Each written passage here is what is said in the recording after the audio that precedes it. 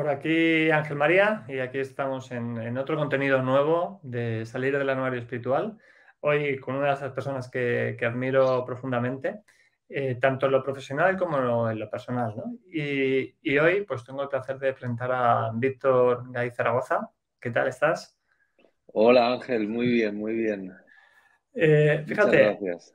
a mí para empezar me gusta comenzar con la siguiente pregunta. Oye, ¿quién es Víctor? Pues Víctor es un... Víctor, claro, es que esta pregunta tiene un doble filo, ¿no? Pero desde un punto de vista y más entendiendo el nombre del programa, de salir del armario espiritual, ¿no? Entonces, pero si vamos a quién es Víctor desde un punto de vista funcional, operativo, pues Víctor es un escritor, un formador y un profesor, experto en narrativas y en storytelling, que escribiendo una novela se dio cuenta que la vida también es una novela y desde entonces ayuda a otras personas a reconocer su novela, su historia y a contarla a los demás para posicionarse y para conseguir pues su propio propósito. Ujú. Y hace esto con empresas, hace esto con pues en clases que da en másters y nada. Qué bueno. Y Lo has dicho muy bien, esa es tu parte funcional, ¿vale?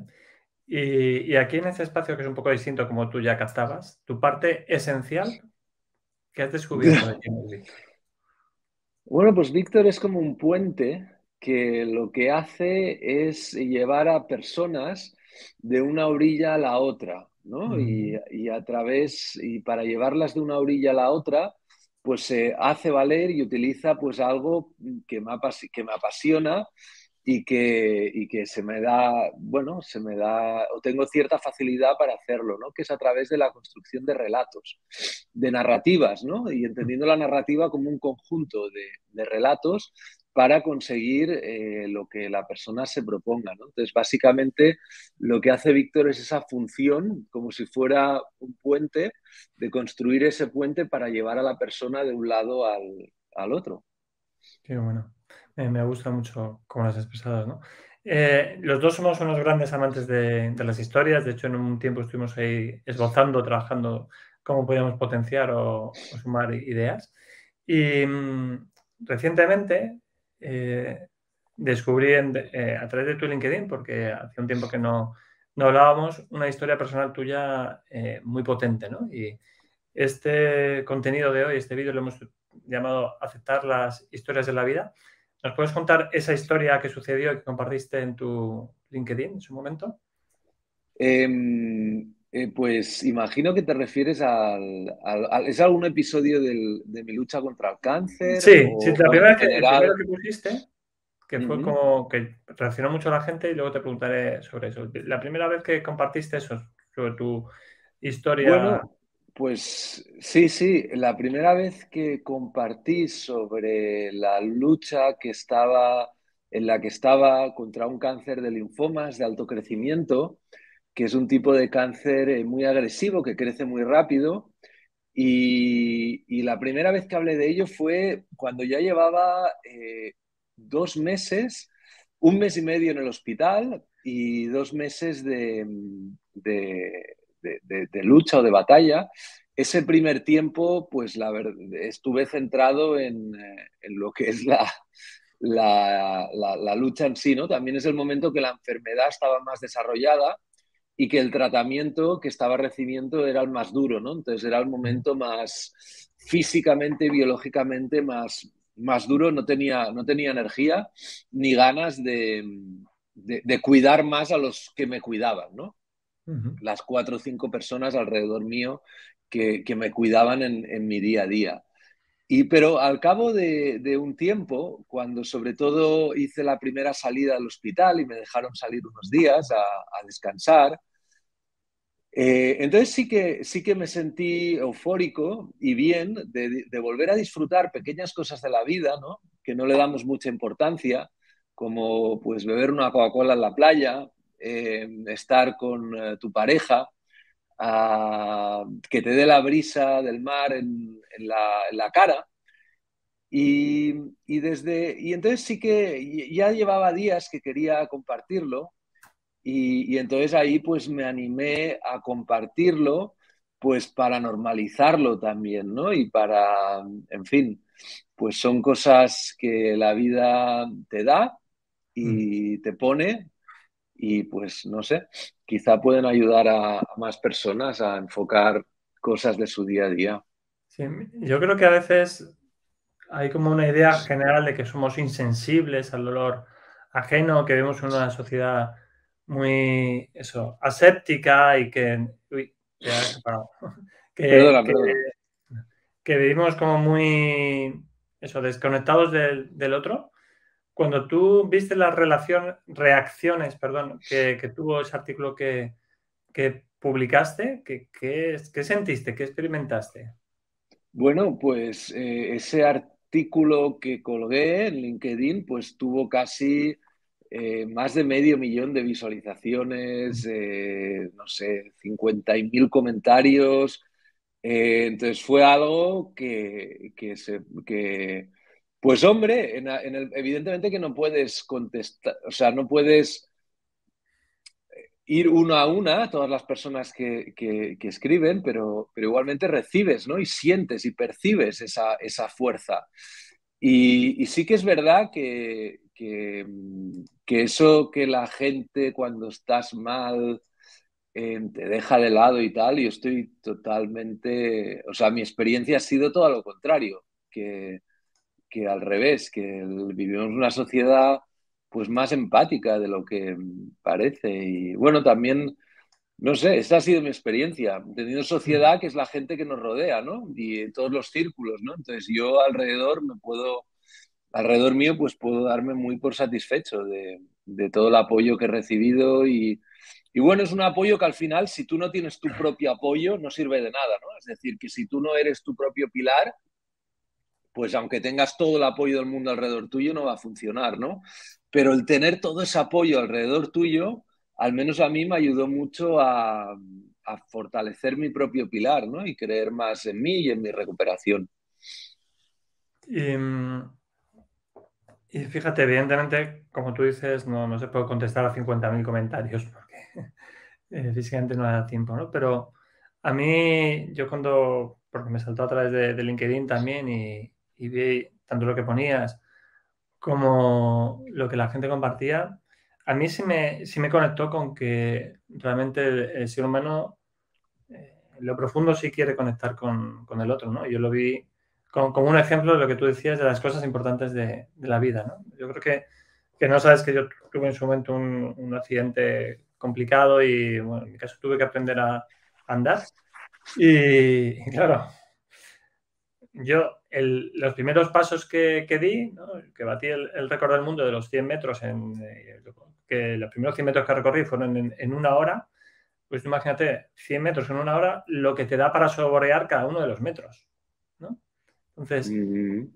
el hecho de andar, que es algo que no valoramos, ¿no? Lo que tú decías de tomarme una Coca-Cola o sentir la brisa del viento o algo similar, ¿no? De simplemente estar con tu pareja haciendo nada, ¿no? ¿Cómo nos cambia la vida? ¿Tú has podido ver por qué nos despistamos? Es decir, ¿por qué nos olvidamos de esas cosas y solo nos acordamos cuando tenemos alguna experiencia de esto? ¿Has profundizado en ese tema? Bueno, yo creo que es porque no tenemos presente a Dios en nuestra vida y esa falta de contacto con la divinidad, pues nos aleja del sentido, ¿no? Y por eso la importancia de la religión y de la espiritualidad en la vida de las personas.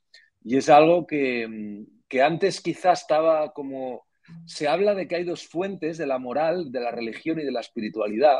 Una es de fuera adentro y otra es de dentro afuera, ¿no? Entonces la de Mm. fuera adentro es cuando te imponen algo, ¿no? Que te imponen y es verdad que durante muchos siglos se ha optado por esa vía, lo cual genera como una resistencia, una rebelión, ¿no? Y por eso ahora estamos como en un péndulo que durante muchos siglos se ha impuesto de fuera adentro, esa religión, esa moral, esa espiritualidad, y solo cuando surge de dentro afuera, en esta época, redescubrimos la importancia y el papel que tienen en la vida, ¿no?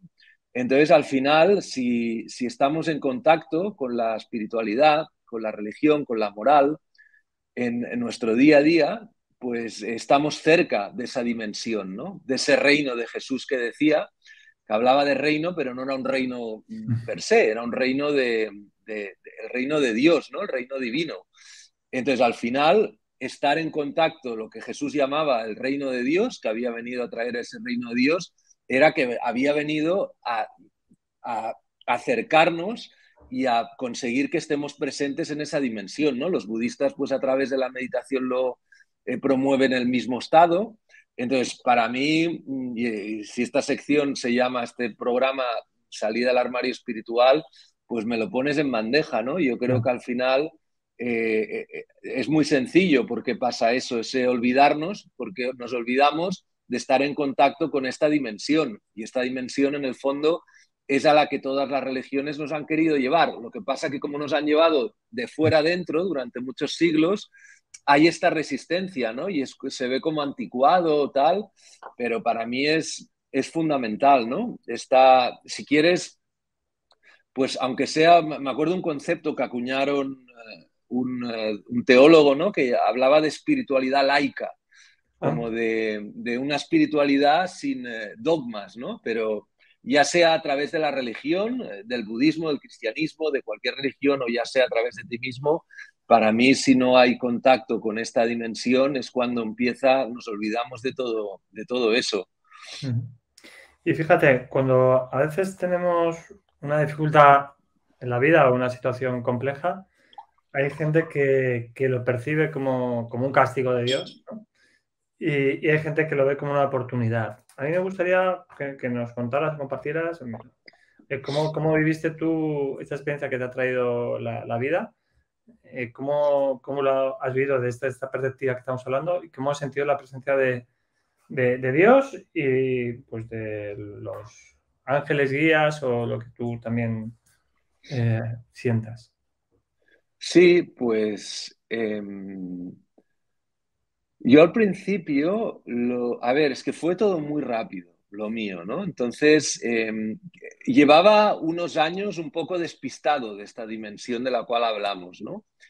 Y entonces habíamos de hacer un viaje a Egipto y empecé a tener unos dolores abdominales, no sabían muy bien qué era, me hicieron un escáner, del scan salió que quizá había como algo de grasa, se, se me hizo un PECTAC y el día antes de irme a Egipto, pues se vio que era un cáncer, ¿no? Oh, Era una bola cancerígena.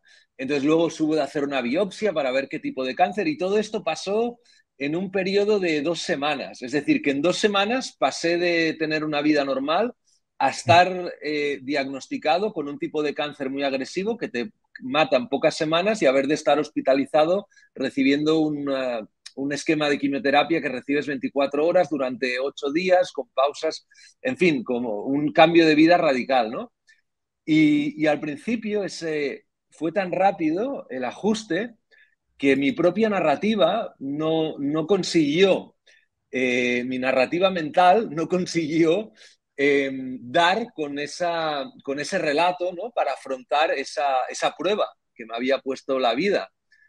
Y necesité pues unas semanas en el hospital de ajuste hasta que en mi caso con una conversación que tuve con mi pareja, que me puso contra las cuerdas, ¿no? Porque me había dejado mucho, por los dolores de la quimioterapia, la que yo recibía, me salieron llagas desde los labios hasta casi los pulmones y estas llagas me hacían muy difícil respirar, me hacían muy difícil hablar, me hacían muy difícil o imposible comer, incluso beber agua, todo era algo doloroso. Y también perdí el pelo, me adelgacé muchísimo, en fin, y en esas semanas perdí, me dejé mucho hasta que tuve esta conversación y al tener esta conversación con mi pareja, me hizo ver cómo me había dejado, ¿no? Y que yo no hacía mi parte de todo esto. Y a partir de aquí es cuando empecé a remontar y a cada día vivirlo como una oportunidad de hacer pequeñas cosas, como puede ser, pues aunque estés en el hospital, levantarte y ducharte, aunque no te apetezca nada, pues caminar un poquito por el pasillo, arrastrando el gotero con el que te ponen la Ujú. quimio. Y luego cuando ya consigues levantarte, ducharte y caminar, pues incluso hacer un poco de sentadillas, ¿no? Entonces cada día ir metiendo como un elemento más para hacer un pequeño pasito más. Entonces, al final eso me iba reforzando en mi propia narrativa de esta lucha que estaba haciendo y me iba reforzando, ¿no? Entonces pasé de un ciclo que mi narrativa que me contaba era muy dura, de qué mierda es esto, de dónde está mi vida, que me devuelvan mi vida, a una narrativa en la cual pues voy cambiando poco a poco cosas de mi vida para reforzar pues esta mentalidad nueva, ¿no? Y ese fue mi despertar. Y fue un nuevo despertar, porque al final un despertar en cómo vivir la vida, ¿no? Y no sé, por ahí fue un poco.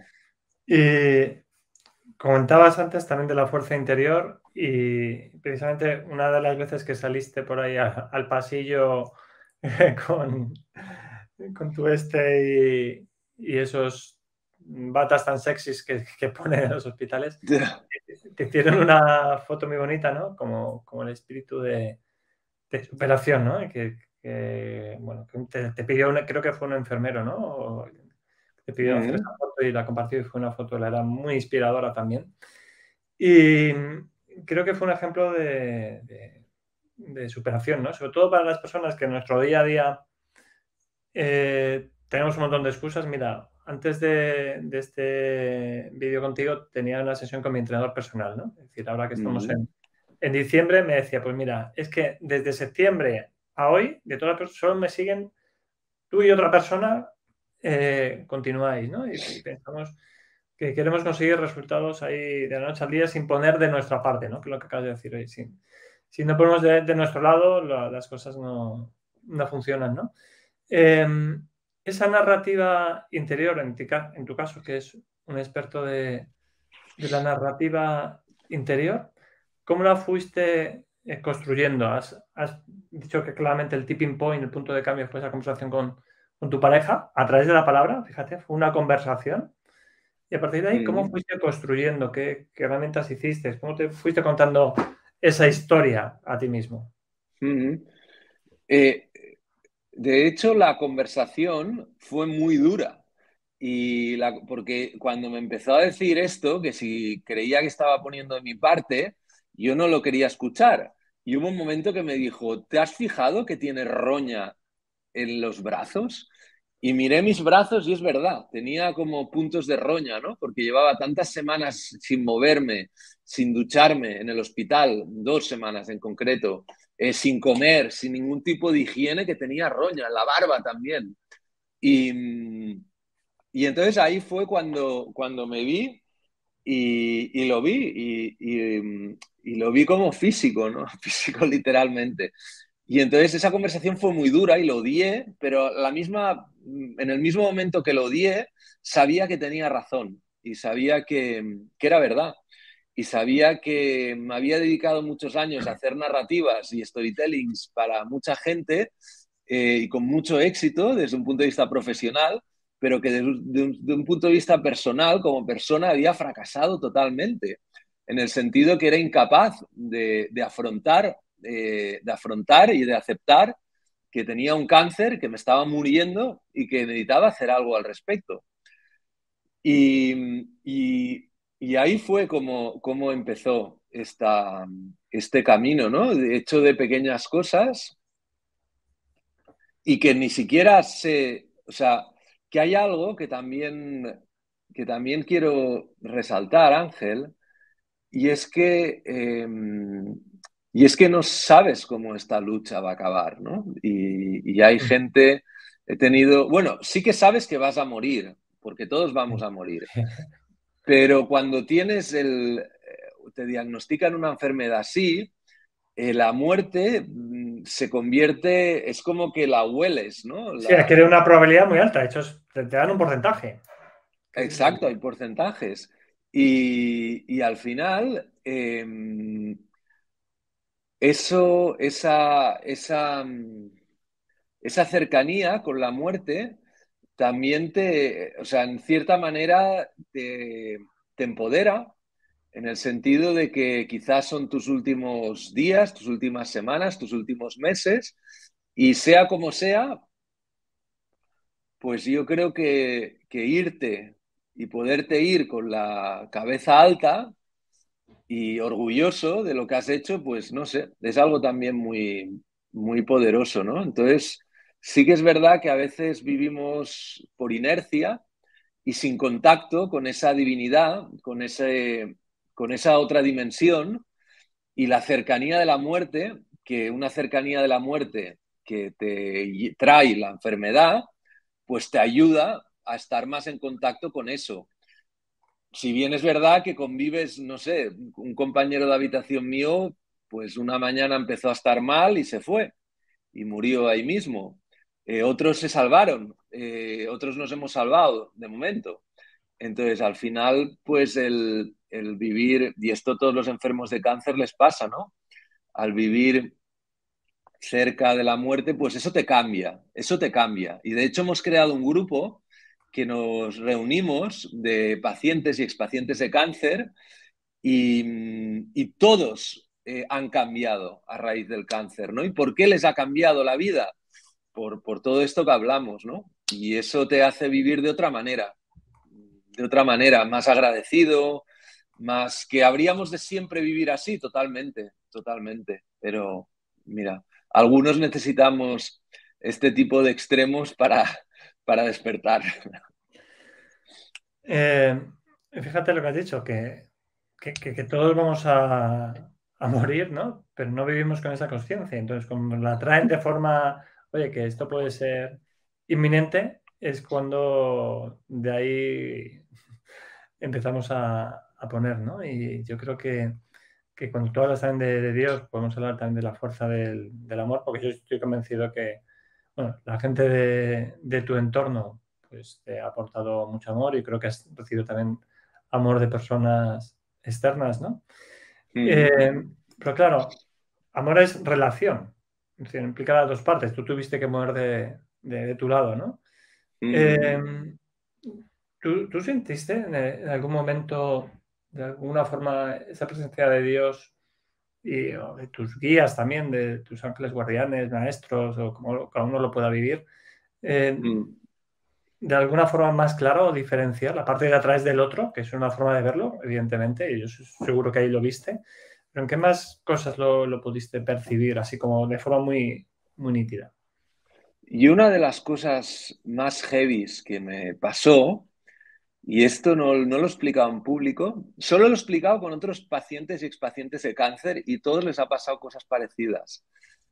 Pero, pero fue una noche, las noches eran muy duras en el hospital. ¿Por qué? Porque como recibes todo el rato, 24 horas quimioterapia, es líquido. Y al recibir ese líquido, que además te recomiendan que bebas agua para irlo sacando, quizá una noche en el hospital había de levantarme e ir al lavabo con el gotero 15 veces durante una noche. Y los ratos que estabas en la cama, oías el gotero que te va metiendo la quimio, hace un ruidito, pipip, pipip. Entonces, eran noches que no sé hasta qué punto duermes, no duermes y estás como en un estado muy, o sea, Entre como, exacto, exacto, o sea, que no acabas de estar dormido, pero tampoco acabas de estar despierto. Y una de esas noches, un día, estando en la cama, estirado, empecé a ver que había gente alrededor de la cama y que eran mis dos abuelos que habían fallecido hacía más de 10 años, mi gato, un gato que había tenido y que había fallecido, y me asusté al verlos y me dijeron que tranquilo, que no me iba a ir todavía, que no me iba a ir, que venían a decirme que no me iba a ir, que estuviera tranquilo, que aún no era mi momento, que aún no era mi momento de partir, ¿no? Y me acuerdo que me asusté tanto que tienes un cacharro para avisar a la Sí, enfermera o a los con botón rojo enfermeros. eso. Y apreté el botón y le expliqué a la enfermera que estaba de guardia aquella noche, oye, que me ha pasado esto, que me han venido a ver mis muertos, le dije. Y me dijo, y no le di, y me dijo, Víctor, es normal, a muchos enfermos de cáncer les vienen a ver sus muertos, no pasa nada. Y fíjate, ¿no? Y luego lo he Mm. hablado con otras personas que pasan por algo parecido y han tenido experiencias de estas, ¿no? Sí. Me alegra que lo compartas porque este canal está precisamente creado para eso, ¿no? En este canal han pasado pues, personas que desde chiquititas tenían habilidades psíquicas y que han capado de pequeñas, porque ¿cómo vas a estar hablando con de pequeñitas, ¿no? Con el abuelito que falleció, ¿no? Pues que este tipo de cosas que creo que tenemos que hablar de ellas, ¿no? Porque en todas las religiones y en muchas de las culturas está, pero hoy día que parece que somos tan científicos que nos olvidamos de cosas tan esenciales que suceden, ¿no? Entonces me alegra que te hayas atrevido a compartirlo. Tampoco te he contado que mi mujer precisamente trabaja en el pabellón de día de oncología de un hospital, así que a mí Ujú. las personas que se dedican a eso me parece algo, una labor espectacular que a mí me supera, ¿no? Y esa, esa cercanía, como lo he dicho, con la muerte y que me puedo ir para el otro barrio en cualquier momento, porque lo ves en el día a día, en la cotidianidad de las personas que tienen al lado, ¿no? ¿Qué les dirías tú a esas personas que están pasando por esta situación, ¿no? Que están en ese momento todavía de oscuridad del principio, del primer momento, yo me imagino cuando te dicen, oye, que tienes una cosita, que cancela el viaje de Egipto y tal, esas 2 primeras semanas que tú tuviste, que se te pegó la roña al cuerpo, fíjate, por no querer ver, ¿no? Entonces, todas las personas que están ahí todavía con los ojos cerrados y rechazando, ¿qué les dirías tú como mensaje? Bueno, yo creo que esto es una metáfora, o sea, que no es un mensaje, o sea, que esto es un mensaje a la gente en general, porque Ujú. desgraciadamente vivimos con esos ojos cerrados, ¿no? Que no, entonces, que eh, es muy común en mucha gente, no solo gente que pasa por estas pruebas, ¿no? Eh, pues sinceramente no le diría nada, porque creo que cada cual tiene su proceso y sus tiempos, y tú no eres nadie ni para acelerar el proceso de alguien, ¿no? Y puede ser contraproducente. Entonces, para mí el respeto a cada cual es fundamental, ¿no? Y a su proceso. Entonces, hay gente que necesitará más sufrimiento que otra y eventualmente gente que no llegará. Y está bien, es lo que hay. Lo único que puedes aspirar quizás con tu ejemplo, pero es muy difícil, ¿eh? Pero a través de tu ejemplo y tratar eso, ¿no? Pues en los últimos tiempos pues hemos visto varios ejemplos de gente que afronta el cáncer con mucha dignidad, ¿no? Y hasta el final, pues este Spirimán, Mm. esta chica Elena, pues al final yo creo que el ejemplo es la mejor manera de decir algo a alguien. Difícil también, porque todos somos humanos, tenemos momentos que pierdes los papeles, que pierdes la esperanza, incluso el mismo Jesús, ¿no? Antes De en morir. el jardín del Getsemaní, antes de ser detenido, ¿no? Pues perdió un poco la esperanza y se humanizó mucho, ¿no? Y en el momento en el cual, después de sufrir tanto, preguntó, Dio mío, ¿por qué me ha abandonado, no? ¿Por qué me has Mm. abandonado? Y perdió, ¿no? Entonces, es normal en algunos momentos también perder esa fe y esa esperanza, pero bueno, dentro de nuestra humanidad, si podemos, pues a través de nuestro ejemplo, inspirar a otros, pues es la mejor manera, yo creo. Yo estoy convencido de ello. Te anticipo, Víctor, que a mí me está emocionando profundamente esta entrevista, te lo digo así abiertamente, ¿no? Yo creo que estás aquí a corazón abierto y yo creo que ese es el ejemplo que estás dando. Y, a ver, yo lo que siempre me planteo en estas cosas es que normalmente aprendemos o por sufrimiento o por discernimiento, ¿no? Es decir, yo confío que muchas personas pueden aprender por discernimiento gracias a tu ejemplo y que no sea necesario pasar por situaciones tan complejas, ¿no? Porque son situaciones complejas. Luego las contamos y se pueden vivir de otra manera y sobre todo porque a veces yo estoy convencido que hay personas que tienen la misma narrativa, que la cambian y más y el resultado puede ser otro, ¿no? O sea, que eso vamos a también a ponerlo en valor, porque a veces pensamos, oye, pues mira, yo voy a hacer esto y ya con esto me voy a sanar. Y no es exactamente así, sino que hay una parte que no depende nunca de nosotros, ¿no? Pero al menos tenemos que hacer nuestra labor.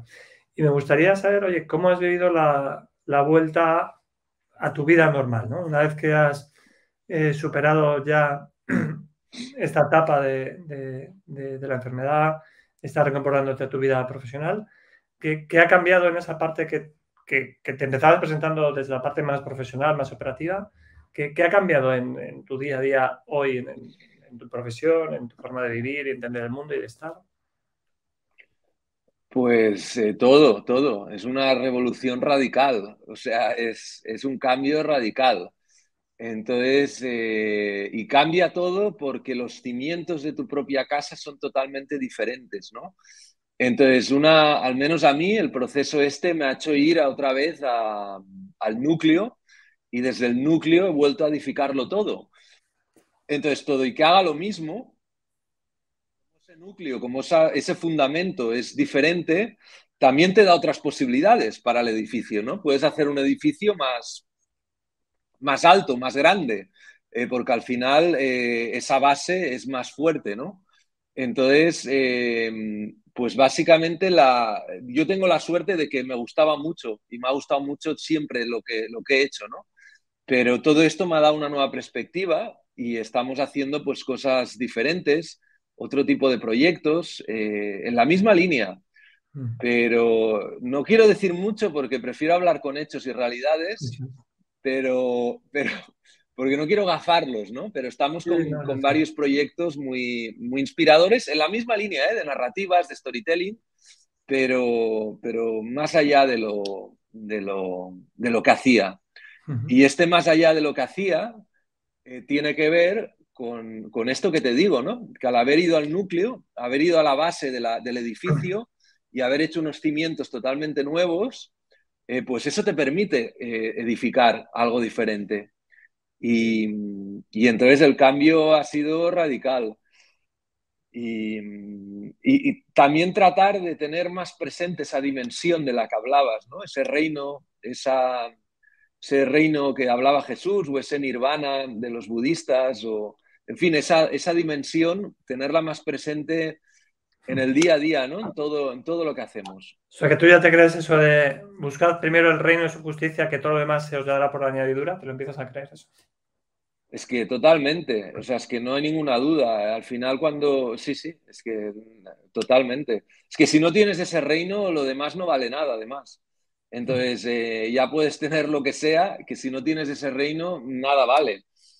Entonces, fundamental, totalmente. Y sí, sí. Qué bueno. Oye, ¿has tenido una conversación con tu pareja? Seguro que se los ha agradecido de muchas formas y has tenido, pero ¿has tenido una conversación específica que recuerdes así como para darle las gracias o que fuera contrapunto de aquella conversación dura que tuvisteis? Sí, claro, claro. Pero es que han sido muchas conversaciones, Ángeles. Ha sido un constante, ¿no? Esa fue una, pero hemos tenido mil más. Y es un viaje. Me ha gustado una frase que has dicho, que el amor es relación, es verdad. El amor es Mm. relación con uno mismo, el amor es relación con los demás, el amor es relación con el todo.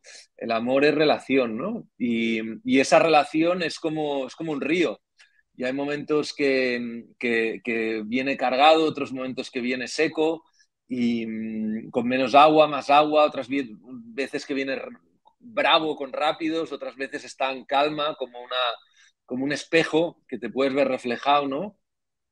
Y han habido mil conversaciones de agradecimiento y también ha habido conflicto. Y ha habido conflicto, pero que con el amor, pues el conflicto se gestiona, ¿no? Y se habla, pero evidentemente que, bueno, este tipo de pruebas pues hacen que se lleve mucho al extremo las personalidades.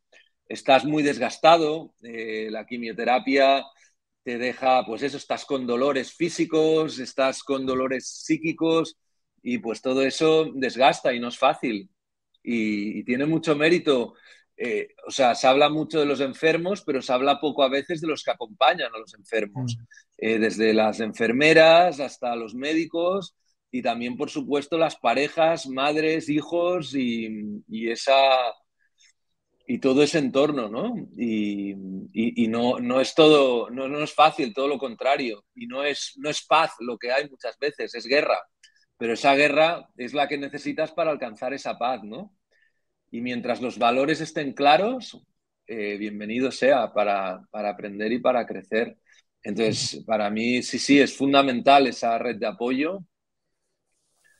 Es muy importante, porque al final, el otro día lo decían estos grupos que tenemos de apoyos a pacientes y pacientes de cáncer, una persona lo decía, que muchas veces quieres estar bien por los demás, porque que no solo ha de ser eso, ¿no? También ha de ser por ti, pero muchas veces es por el otro, porque dices, hostia, es que si me muero ahora, no le puedo hacer esto a, ¿sabes? Dices, hostia, no, no puedo, es que no puedo. Porque hay un momento que dices, hostia, paz, tranquilidad, me voy y ya está, a dormir, ¿sabes? Pero lo que no me dejan en el hospital. Pero claro, luego piensas, hostia, es que le hago esto ahora con lo que se están desviviendo por mí y esto te viene, ¿no? Entonces, a veces en fin. Me imagino. Me gustaría que tuvieras, bueno, que lo has dicho, ¿no? Yo creo que hoy día muchas veces los profesionales de la salud, vamos a centrarnos en ellos, ¿no? Yo creo que nos hemos acordado de ellos en la pandemia un ratito y les aplaudimos un ratito, pero creo que olvidamos la labor que hacen. Yo creo que yo cuando explico lo que cobra mi mujer como profesional sanitario y lo que hace, ¿no? Que están jugando muchas veces la vida o el puesto en algunas cosas o la profesión, creo que no entendemos la labor y muchas veces nos quejamos del sistema de salud porque está muy atascado, pero no entendemos los profesionales y las personas que hay detrás, ¿no? ¿Cómo ha sido tu experiencia de relación con ellos? Me gustaría, oye, pues, que profundizaras un poquito en esa parte, ¿no? De las personas que estaban, de los profesionales que había ahí en este país que tenemos esa fortuna de la sanidad también. Sí, para mí el hospital era una familia, porque yo estuve mucho tiempo ingresado, sobre todo la primera vez, estuve un mes y medio sin salir del hospital. Entonces, claro, y con la pandemia, ¿eh? Que no dejaban visitas.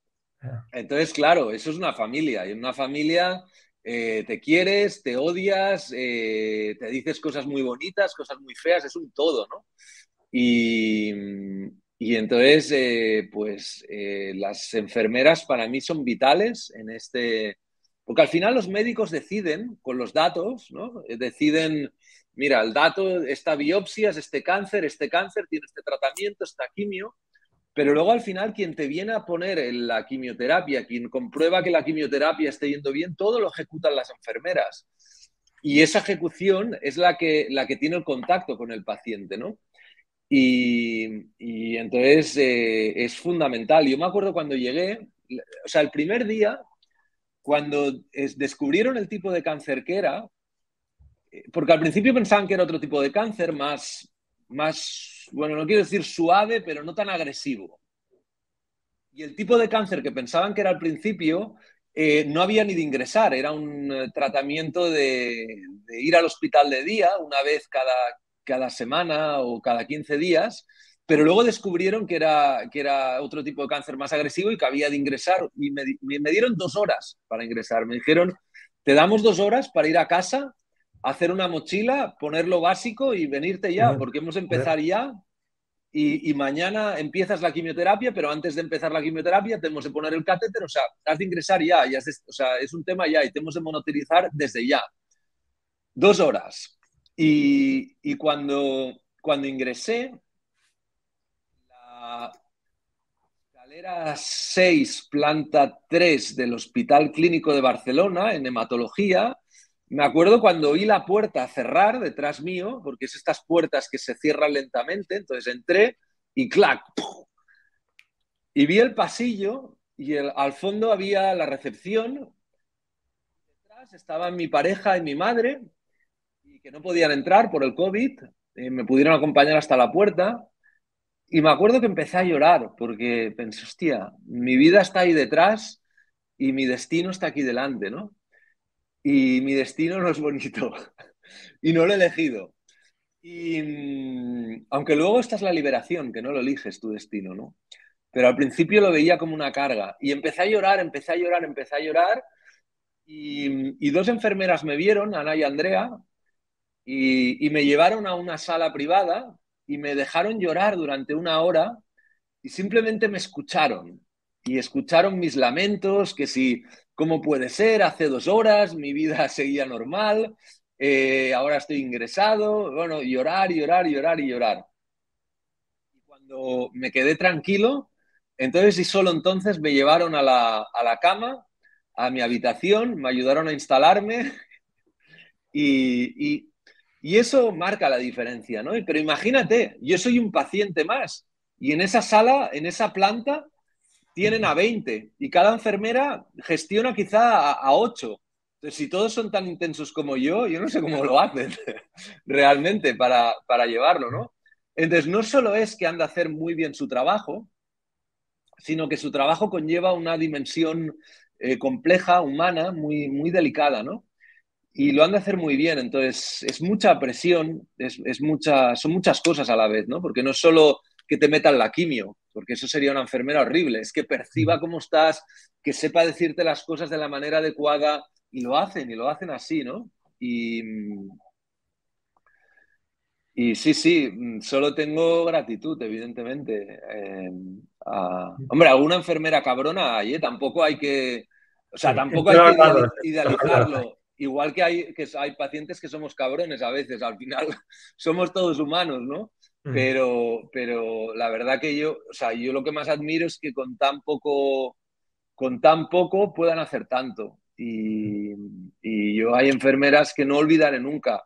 Pues Ana, otra Ana que había, Andrea, por decir unas cuantas, Laia, 2 Layas que habían, increíble, impecables. Sí, pues te alegro que lo compartes. ¿Has conseguido ya responderte a cuál es el motivo por el que la vida te quiere vivo? Es que solo él lo sabe. Entonces, tú puedes creer, lo que pasa es que está bien creer que tú tienes un motivo, ¿no? Pero al final ese motivo te lleva a otros motivos muchas veces y tu camino te lleva a otro camino. Entonces, yo hago de puente y sigo haciendo de puente usando la narrativa para llevar a la gente de un lado a otro y, y yo creo, y es esto, ¿no? Ujú. Pero quizás este camino te lleva a otro lado. Fíjate, hemos hablado también mucho de historias, hemos hablado también de Jesús. Y Jesús usaba mucho precisamente las parábolas, los cuentos. ¿Por qué crees que Jesús nos hablaba con parábolas? Bueno, porque la parábola te deja, te lleva a esa dimensión de la que estamos hablando. ¿Por qué? Porque no te impone y respeta tu espacio y tú haces tu propia interpretación. Y ese propio reino, ese reino del que hablamos, esa dimensión espiritual, ese nirvana budista, accedes de tu manera, desde dentro a fuera y no de fuera adentro. Entonces, si te dicen, si te imponen, si te dicen esto es así, no vas a poder ir. Pero si te dejan una parábola tiene pie a que tú la interpretes, ¿no? A que te la hagas tuya, a que tú saques tus conclusiones y eso te acerca. Entonces, pues al final es como la parábola de Jesús, por ejemplo, hay una muy dura, que es la del padre que tiene dos hijos y que es un padre que tiene tierras, que conrean tierras, y que un hijo le pide su parte de su herencia y se va muchos años, se gasta el dinero de la herencia del padre, vive de puta madre, pero se gasta todo el dinero. Y entonces empieza a ver de trabajar para vivir y luego se da cuenta que vive peor que los jornaleros de su padre. Entonces dice, hostia, quizá habría de volver con mi padre, ¿no? Y cuando va a volver a su padre se piensa que le va a pegar la gran bronca, que no le va a aceptar, pero todo lo contrario, el padre cuando le ve volver le hace un gran festín y una gran fiesta para recibirlo. Y su otro hermano, que ha seguido con su padre, se putea, se cabrea y dice, ¿pero esto qué es? O sea, yo que he estado aquí siempre y a mí no me hace una fiesta y ni siquiera me invitan y al otro que se ha ido por ahí. Y al final, eso es, ¿no? Que siempre puedes volver a la casa. Pero esta parábola te deja mil interpretaciones, ¿no? Y mil caminos. Entonces, al final, yo creo que esa es la grandeza, que esta dimensión de la que hablamos no tiene un camino, sino que hay mil caminos. Y la parábola te da más libertad o te da libertad para acercarte a esa dimensión como tú crees que hay que ir, ¿no? Y no como otros consideran. Y esta es la gracia de las parábolas de Jesús y una forma y un ejemplo del poder del relato y el poder que tiene el relato. Tú, creo que queda claro cualquiera que haya escuchado hasta aquí que el poder del relato fue parte de tu proceso curativo. No voy a decir que fue lo único que te, bueno, porque no creo que es eso. Fueron muchas variables, tanto la parte médica, tratamiento, tu intención, Claro, tu claro. voluntad, la parte narrativa interior y algo más, que vamos a denominar la gracia. Pues mira, que caíste en gracia y te tocaba continuar, ¿no? Yo creo que son todas esas dimensiones y variables, pero sin duda una de ellas es el poder de la palabra y la narrativa, ¿no? Yo muchas veces en mi trabajo veo personas que se hablan mal a sí mismas, ¿no? Es decir, es que yo no voy a poder, es que yo no soy suficiente, es que claro, bueno, pues tienen todo un discurso interno que se autojustifican y creo que no han percibido ese poder de la palabra, ¿no?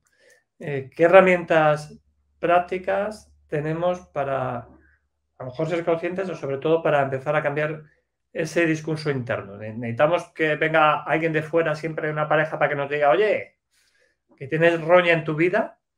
O... Hombre, estar rodeado de gente que te hace crecer, eso sin duda. Pero no solo eso, ¿no? Porque aunque los de alrededor tuyo crean, si tú no crees, yo creo que al final esa palabrería, ese relato interno, es consecuencia de un estado interno. Entonces, si tu estado interno es malo, solo vas a tener malas palabras. Si tu estado interno es bueno, vas a tener buenas palabras, ¿no? Entonces, yo creo que esa gente que se dice esas palabrerías malas de no vas a poder y todo eso, lo que habrían de hacer primeramente es limpiar y trabajar su ser, ¿no? Y trabajar el ser, o sea, trabajar el ser, trabajar su ser esencial, trabajar su espiritualidad, vaya. Y después, pues te podrás decir cosas bonitas, pero si no, es imposible. Entonces, hay una expresión catalana, que yo nací en Barcelona, que dice, de on no hi ha, no raja. Que quiere decir, donde no hay, no raja. O sea, donde no hay, no se da. Donde no hay, no se da. Entonces, ¿qué quiere decir? Que es como una fuente, ¿no? Entonces quiere decir de donde no hay, rajar es como que quiere decir que va a salir de la fuente. Entonces Sí, viene a decir de donde... en castellano es de donde no hay no se puede sacar. Exacto, pues entonces de donde no hay algo bueno no va a salir nada bueno. Entonces, el tema es que hay que aceptar que estás podrido y eso es muy duro. Entonces, es muy duro y a mí, pues me ha costado mucho, ¿no? Además, te vas pudriendo poco a poco. O sea, no es como que, hostia, estás súper bien y pum, sino que es un proceso complejo, psíquico, de años, que te vas pudriendo, ¿no? Y entonces, te vas carcomiendo y esta roña que al final floreció en el exterior de mi cuerpo estaba en mi ser, ¿sabes? Y entonces fue creciendo hasta que al final ya estaba fuera. Entonces, para mí es eso, ¿no? Entonces, si no hay dentro, no va a haber fuera. Entonces, yo creo que hay que empezar por eso. Genial. Mira, Más educación espiritual. eso es. Para ir terminando, me gustaría hacerte dos preguntitas más. Una es, porque has hablado ahora otra vez de aceptar y titulábamos esto como aceptar las historias de la vida. ¿Cuál es la diferencia para ti entre aceptación y resignación?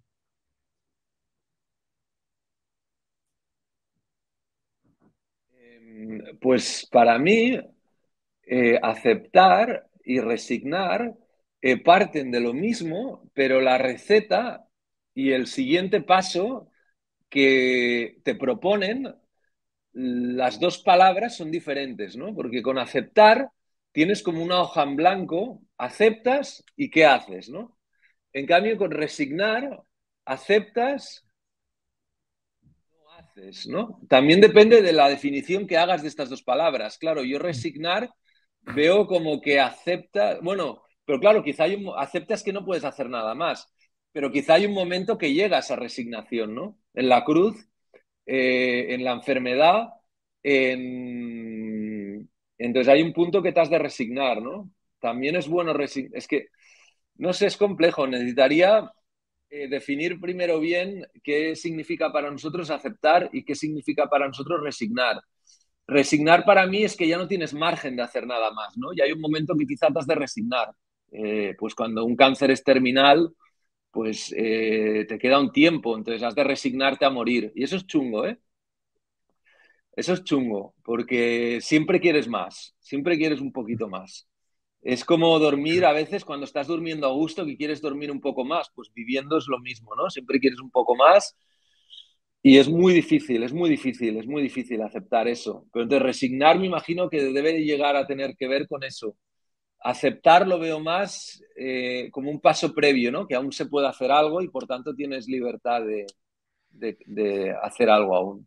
Pues eso, esa conversación de aceptar y resignar la dejamos ahí pendiente para otro momento porque yo creo que puede dar mucho juego, continuará. Y si empezábamos preguntándote, oye, ¿qué es Víctor o quién es Víctor? Me gustaría acabar preguntándote ¿qué es Dios para ti?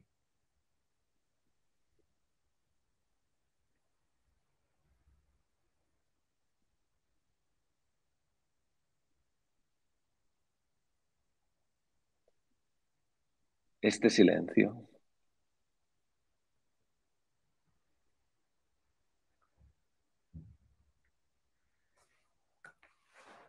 Pues qué forma más bonita de terminar. Así que muchas gracias, Víctor. No puedo decir más. Gracias a ti, muchísimas gracias, Ángel. Ha sido un placer compartir y salir del armario espiritual.